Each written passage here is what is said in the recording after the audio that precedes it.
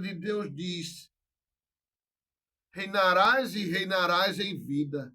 Você acha que um rei está reinando com dificuldade financeira? Não. Você acha que um rei está reinando na pobreza? Não. Então, como é que há uma dualidade disso? É mais fácil um camelo entrar pelo fundo de uma agulha do que um rico entrar no reino dos céus. Como é que você vai reinar? Porque a palavra de Deus também diz: reinarás e reinarás em vida. Ele não disse somente após a morte, no outro lado, quando você estiver ali no seio de Abraão. Ele quer dizer isso que você não tenha que ter apego, que o seu dinheiro é importante para você, mas também ele é obra de você usar para ajudar as pessoas. Veja também na passagem do rico e Lázaro. O Lázaro era, como até pega aí, é o lazarento, era aquela pessoa desprovida de tudo, cheia de chagas. Os cachorros lambiam as suas feridas, não tinha nada, vivia das migalhas, do lixo que era depositado na calçada daquele palacete em que o rico morava, e o que descartava ali de comida, ele comia. E tem na palavra que quando o Lázaro morreu, os anjos do céu vieram buscá-lo e levou ao seio de Abraão. E o, o rico, quando morreu, foi levado, tragado para o inferno. E ali, lá no inferno, ele vendo o Lázaro no outro lado, no seio de Abraão, usufruindo de todas as benesses daquela vida pós, pós a morte, ali uma vida com Deus, porque Abraão era um instrumento de Deus.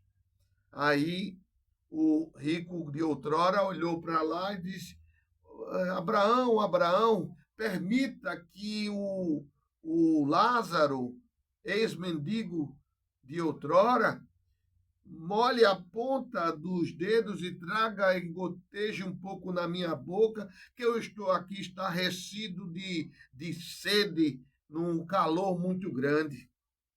O que é que Abraão respondeu? Há um abismo entre aqui e aí. Os daqui não poderão ir para aí, nem os daí poderão vir para cá. Os daqui não poderão fazer algum alívio para vocês que estão aí. Ou seja, vocês podem observar que nesta passagem, o que é que o nosso Deus está dizendo? Que tudo tem uma consequência em relação aos seus atos.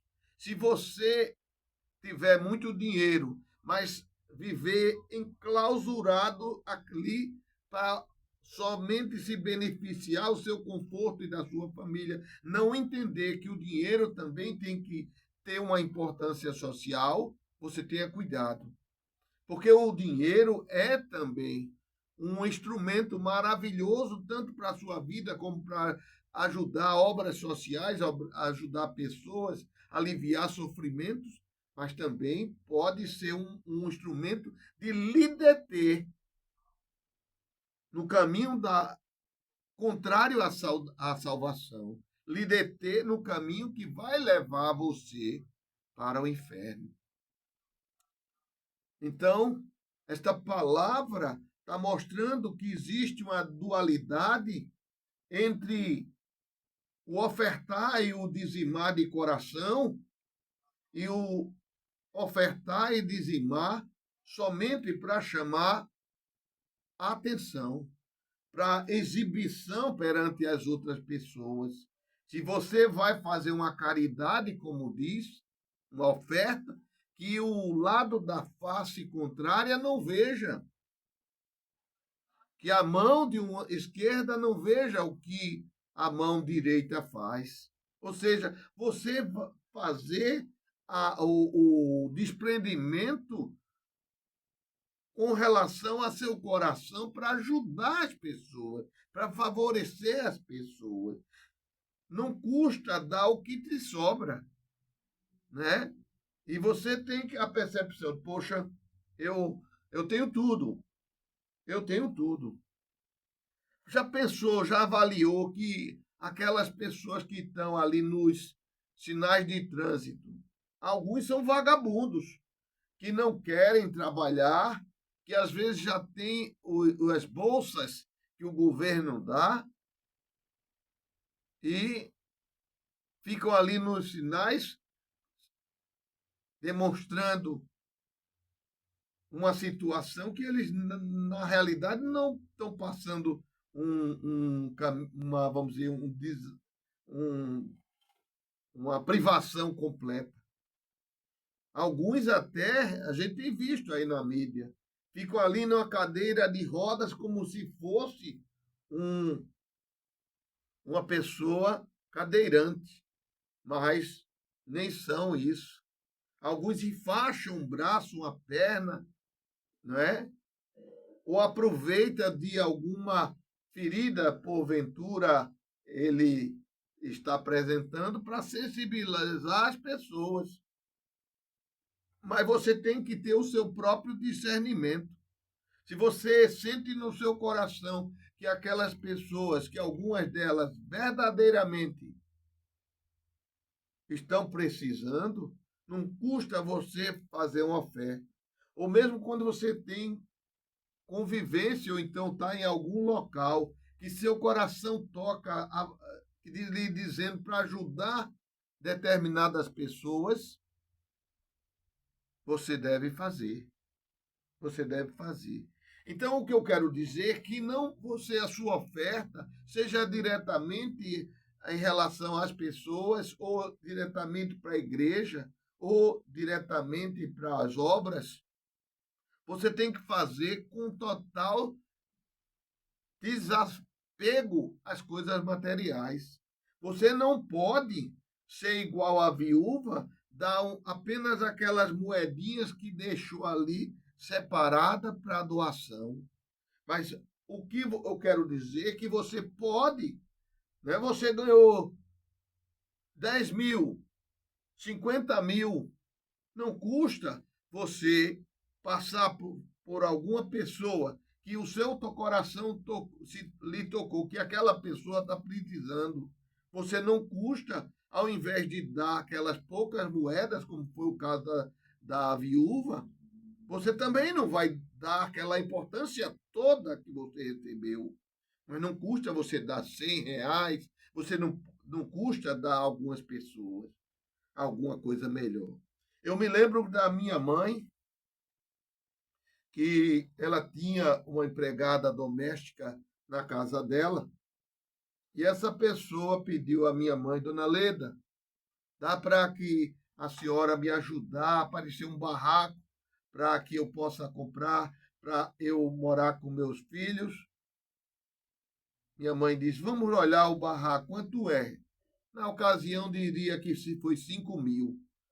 Aí minha mãe disse, tá certo, fulano, eu vou contribuir. Ela foi lá, comprou a casa para a mulher e no acerto da minha mãe com a doméstica, que todo mês iria descontar do salário mínimo dela R$ 50 para ela ir pagando aqueles 5 mil que minha mãe investiu para comprar a casa dessa doméstica.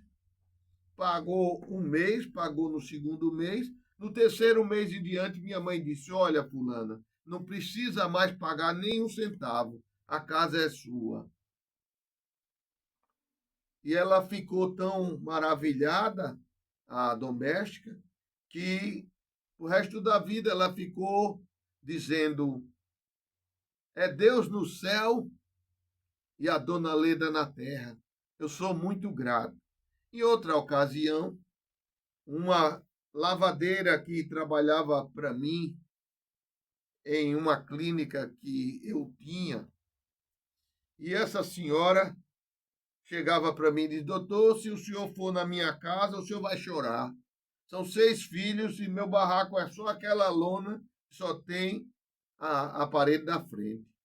Aí um dia cheguei de surpresa na casa dela. onde ela disse. E, de fato, era aquela condição triste. Várias várias camas ali, umas 6 camas debaixo daquela lona e só tinha realmente a parede da frente da casa. Eu disse, não se preocupe, fulana, eu vou ajudar a construir sua casa. Aí nós construímos a casa dela, estava pronta e agradeceu o doutor Edson, é Deus no céu e doutor Edson na terra.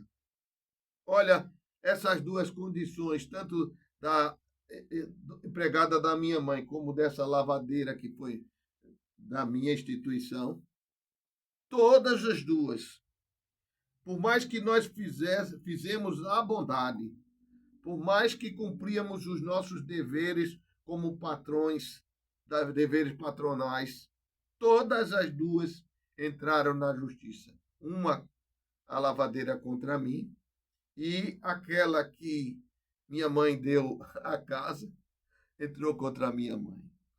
Você está entendendo que é preciso ter muito cuidado, porque as pessoas, a grande maioria das pessoas, são ingratas, não tem a bondade no coração, esquece das bondades que se fazem. Né? Veja que nas nossas obrigações patronais se cumpria direitinho. Nós não tínhamos obrigações nenhuma, nem minha mãe comprar aquela casa para a doméstica, nem eu para aquela lavadeira. E ambos levamos tacada. Mas mesmo assim, você não pode ser desestimulado de sempre fazer o bem, sabe? Porque você tem que fazer o bem sem esperar o retorno. Porque as pessoas vão lhe decepcionar, geralmente vão lhe decepcionar. Só o nosso Deus que não lhe decepciona. São poucas as pessoas que realmente vão ter a gratidão pelos feitos bondosos. As pessoas, de modo geral, são falhas, são ingratas. Naquela necessidade que a pessoa tem, as pessoas agradecem. Teve um cidadão que tinha um problema físico e eu ajudei a colocar uma prótese nessa pessoa. Ajudei no dia a dia dessa pessoa. E essa pessoa, quando nos deixou de trabalhar conosco, começou a falar mal, a não honrar, não retribuir a gratidão. Mas o que vale é vocês ter o seu coração, entende? Você não tem que esperar a gratidão de ninguém. É como Deus disse, se você tiver de fazer oferta, o dízimo, venha com seu coração desprendido do apego das coisas materiais, do apego ao dinheiro. Então, quando nós fazemos as nossas ofertas, nossas caridades, não são para aqui me enaltecer quando eu falo isso. Nossas ofertas não são para nós sermos vangloriados. As nossas ofertas, as nossas caridades são para que Deus fique satisfeito conosco e a gente tenha também o dever de beneficiar a pessoa, mesmo que elas sejam ingratas posteriormente. Faça sempre o melhor, ajude, né? Não tenha o compromisso de ajudar, para ter a gratidão das pessoas. As pessoas são ingratas, mas mesmo assim continue fazendo a gratidão a Deus, né? Quem retribui, seja aqui nessa vida, ou seja na próxima existência, ou em ambas, é o próprio Deus. Porque ele disse, não ajunteis tesouros onde as traças roem e os ladrões roubam, mas ajunteis tesouros espirituais. Você entende? Então, o dinheiro é bom, mas o apego não. O dinheiro é obra do bem. Quando você usa para o seu próprio benefício, mas também não ter o apego, que não possa colaborar, que não possa ajudar outras pessoas, o próximo. Quem é teu próximo? Perguntou o Senhor. Quem é teu próximo? Aí ele veio com uma parábola. Ele disse: ia certo cidadão descendo uma rua e ele foi barbaramente espancado por ladrões e foi roubado de tudo que tinha. Ficou ali enfermo no chão, todo, como diz, latanhado, sangrando. Passou um pastor, um sacerdote por ele, olhou, se distanciou dele, foi adiante. Passou outro cidadão, um levita, quer dizer, um obreiro da casa do Senhor, olhou e distanciou, nada fez. E vinha um outro cidadão no seu animal montado, quando viu ali aquele senhor ali caído, ensanguentado, machucado, teve pena dele, colocou ele em cima do seu animal, levou para uma hospedaria, pagou para ele ficar ali hospedado, comprou todas as medicações para curar aqueles danos que o ladrão ocasionaram na vida dele, e disse até: olha, se ele precisar mais, pode comprar mais medicação, se assim for necessário, tudo que ele precisar, você pode comprar, que quando eu retornar, eu acerto com você. Aí, nessa parábola, o Senhor Deus, a palavra de Deus diz: quem é que foi o próximo?